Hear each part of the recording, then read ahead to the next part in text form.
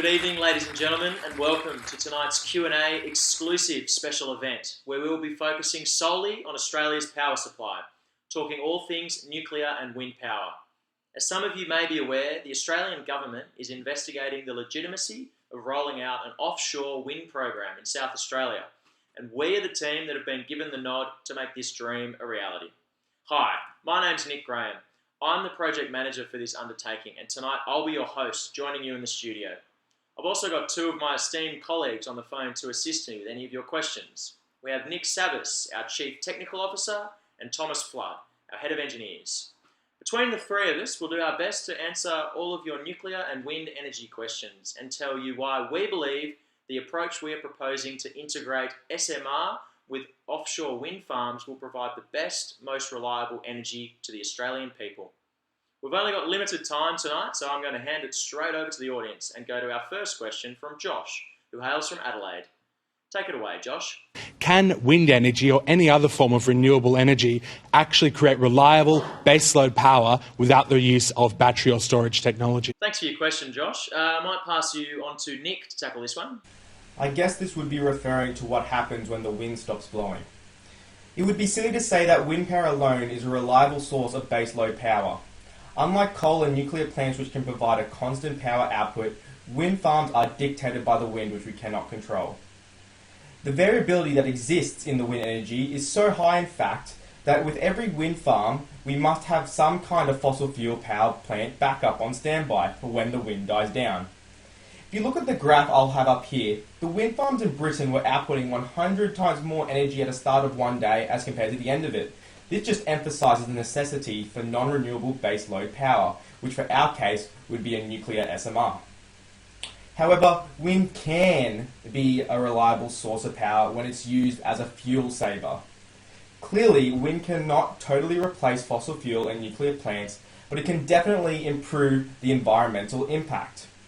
When generating power, wind farms can displace the energy need to be created by a fossil fuel plant, saving both on fuel and greenhouse emissions that would otherwise be products without the substitution.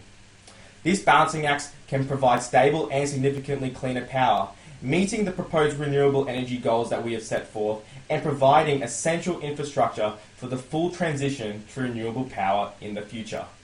Well, there you go. Great answer, Nick. Now we'll go to Adam for our next question. That global warming will be the greatest threat facing humanity in the coming century. In light of this, is not the responsible position that nuclear energy should make up a greater proportion of the world's electricity production as we transition from fossil fuels? Yeah, Tom, mate, you can have this one. Well, yes, I do agree that nuclear energy should make up a greater proportion. However, you're missing another key factor that would assist Australia with this transition. This was mentioned by Nick previously, and it is renewable energy, specifically offshore wind farms. The proposed hybrid nuclear renewable energy system will be located approximately 50 kilometres south of Port Augusta, South Australia. You can see the locations of this in the map above. Our approach will be to integrate an SMR with offshore wind farms consisting of both monopile offshore wind turbines and also floating foundations suitable for deeper water. This will not only provide greater reliability of power for the system, but will also be a cost-effective solution since the floating foundations offer greater environmental benefits since they are less invasive activity in the seabed during their installation. Another benefit of using these floating foundations is that they will be manufactured in a shipyard, which means that the installation time out at sea is significantly reduced. The turbine units can also be easily towed back to the closest shipyard, which will be located around Whyalla or Port Pirie. The risk of damage of these floating units is also significantly reduced due to the revolutionary way the substructures interact with the water. Thanks, Tom. Great insights into how we can balance nuclear and wind. All right, our next question is Katie from Sydney. Go ahead, Katie. What the recent election has proven is that facts do not change minds, and the transition from the age of oil to the age of renewables has been hijacked by an almost cult-like obsession with coal. How are we ever going to turn this around and have a bipartisan discussion about renewable energy generation? Thank you, Katie, for your question. I might go straight back to Tom to answer this one again. I understand that Australia has an obsession with coal mines. However, coal mines are not only detrimental to our environment, as they can use around 12.5 billion litres of water per year, but they also don't have any economic viability anymore. The latest projects such as the Adani mine struggled with investors since many Australian banks and overseas ones didn't even want to lend money to the project because renewable energy investments are now much more lucrative than coal. These estimates show that total global wealth creation by 2050 through the development of renewable energy is between $13 and $21 trillion, which means that not promoting and developing these technologies here in Australia means we'll miss out on the economic opportunities. Australia needs to understand that there are alternatives to coal and that hybrid systems have many benefits over the coal ones. This hybrid system would not only promote the use of low carbon technologies, but it would also emit nearly zero CO2. Other benefits include a higher aggregated capacity credit compared to a wind-only system, which essentially means that the SMR would assist in maintaining a greater degree of system security, which would also reduce the backup capacity required to maintain system reliability. Another benefit is that the hybrid system reduces short-term differences between supply and demand. So it's a simple answer. Yeah, great stuff. All right, I think we've got time for 2 more questions if we're quick enough. Let's go to Melissa from Melbourne. If this is such a good idea, financial windfall as you claim, why is South Australia the only state in the only country in the world vying for this privilege? Nick, this one has your name written all over it. It's all yours. That is an excellent question. As I've said previously, one of the main concerns power providers face is grid stability and generation reliability, regardless of its source. Whilst an SMR has fantastic reliability, the consistency of wind is linked to location. The dependability of this innovative approach, and ultimately the success of the energy program, largely rests with the chosen position of the wind farm. I'd like to draw your attention to this table. As you can see, almost all states have wind farm capacity, making them all somewhat viable choices.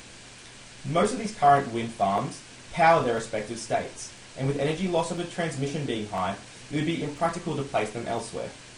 However, for a nuclear wind power combination plant that will service Australia nationally, we would want to place them in a position that would serve it best.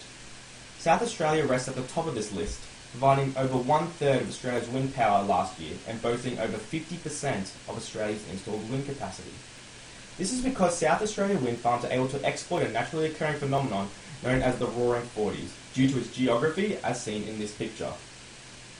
Air being displaced from the equator towards the South Pole, the Earth's rotation, and the scarcity of land masses to serve as wind breaks within the region of Port Augusta allows the area to experience higher wind speeds than anywhere else. Conventional piled offshore turbines could capture the outskirts of these winds, but we believe that the project could really take off using new floating wind farm technology to move farms further into deeper water. Of course, this would be more expensive with larger power transmission distances, but it has the potential to significantly increase energy output and consistency of the energy program. Thanks for that conclusive answer, Nick. Let's go to Steve from Western Sydney for our last question. My simple question is, why are politicians so afraid of renewable energy? Yeah, I'm going to take this one myself, actually. Thank you very much for your question, Steve. It's no secret Australia has had a love affair with coal power for some 70 years now, and it is hard to break the status quo. Politicians, up until now, have been afraid of renewable energy, as there has been no viable solution put on the table to produce reliable, renewable energy. Our multifaceted task force has been established to do exactly that, ensuring Australia's renewable energy infrastructure is reliable for many years to come. As both Nick and Tom have reiterated, our solution to this is the integration of SMR with offshore wind power. This is the first time this diversified approach has been seriously considered in Australia, and we believe it will deliver the best result for the Australian people. This, however, is easier said than done, and it is crucial that we have world-leading expertise, such as Tom and Nick, on board to deliver such a complex project. To give you a snapshot into the scope of this undertaking, I'm going to show you a quick diamond approach diagram. Now, the diamond approach breaks down a project into 4 factors, being complexity, novelty, technology, and pace. Now, a project of this nature is obviously high complexity and technology. However, thankfully, having a pace that will allow us to deliver a quality solution safely and on budget. Our solution will establish a reliable, renewable energy system to serve the Australian public for many years to come. Fortunately, that's all we have time for tonight. Thank you very much for joining us, and we hope that tonight's exclusive event has given you insight and confidence into the proposed energy program, showing it is undoubtedly the best solution to Australia's energy crisis.